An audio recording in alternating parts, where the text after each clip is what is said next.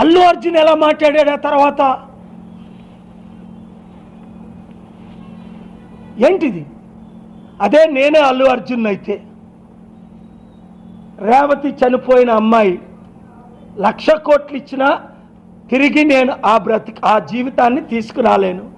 నన్ను క్షమించండి దయచేసి.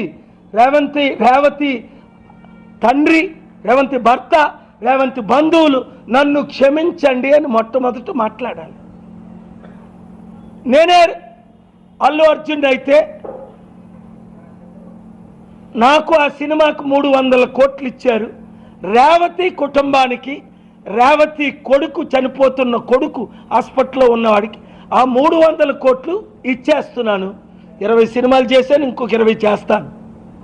3 మిగిలిన డబ్బంతా పేదలకి పంచేస్తాను.